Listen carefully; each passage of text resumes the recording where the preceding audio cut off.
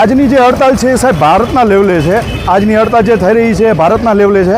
એનામાં જે કચ્છમાં છે એ બે જગ્યાએ સૂત્રોચ્ચાર કરવામાં આવેલા છે, જેમાં બેન્કોની માંગણી છે કે 5 ડેઝ બેન્કિંગ અમલીકરણ કરવા માટે સરકાર સામે આજે હડતાલનું આયોજન કરેલ છે. એમાં કચ્છમાં બે જગ્યાએ આજે સૂત્રોચ્ચાર કરી રહ્યા છીએ, એક ભુજ અને બીજું અંજાર. સાહેબ, હું Bhavesh Barot, VBW president EVB. આજનું મુખ્ય અમારા સૂત્રોચ્ચાર સરકાર સામે એ હતા કે 5 ડેઝ બેન્કિંગ, 5 દિવસની બેન્કિંગ જે છે એ મંજૂર કરવા માટે આજે સરકાર સામે અમે હડતાલ ઉપર ઉતરી રહ્યા હતા. આજ એક દિવસીય હડતાલ છે. આગળના જે સર્ક્યુલર યુનિયન તરફથી ઇસ્યુ થશે UFU માટેથી, એનામાં અમે અમલીકરણ કરશું. જી, આ 5 ડેઝ બેન્કિંગ શું મુખ્ય મુદ્દો શું છે એમાં?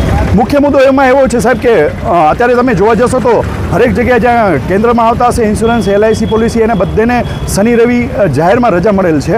જ્યારે અમારે બેંકમાં છે એ બીજો અને ચોથો શનિવાર છે એ રજા આપવામાં આવેલ છે.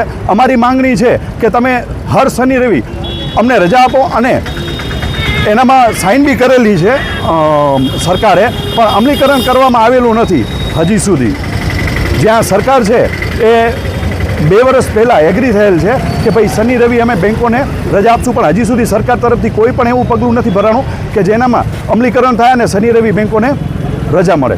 તો શું લાગી રહ્યું છે આવતા સમયમાં? સાહેબ, આ એકતા જોઈને આ એકતા જોઈને એવું લાગે છે કે સરકારને અમારી સામે નમવું પડશે અને 5 દિવસ બેન્કિંગની રજા પરમિશન જે છે એ આપવી પડશે. શું મેસેજ શું દેવા માંગો? સાહેબ, મેસેજ એ જ આપીશ કે જે આ 5 ડેઝ બેન્કિંગ માટે જે હડતાલ થઈ છે, પબ્લિક માટે તો ખાસ હું અંતરથી માફી ચાહું છું જે એમને તકલીફ થઈ છે. સરકાર તરફથી જે અમને 5 ડેઝ બેન્કિંગનો હક નથી મળ્યો, તો જે તમે ઓનલાઈન ટ્રેડિંગ કરો છો, ઓનલાઈન બેન્કિંગ કરો છો, એનામાં આજે માધ્યમ રાખજો. હું દિલથી યુનિયન તરફથી હું પબ્લિકની સામે માફી માગું છું. બાકી અમે આવતીકાલથી રેગ્યુલર પાછી અમારી સર્વિસ ઉપર જોડાઈ જશું. Thank you sir.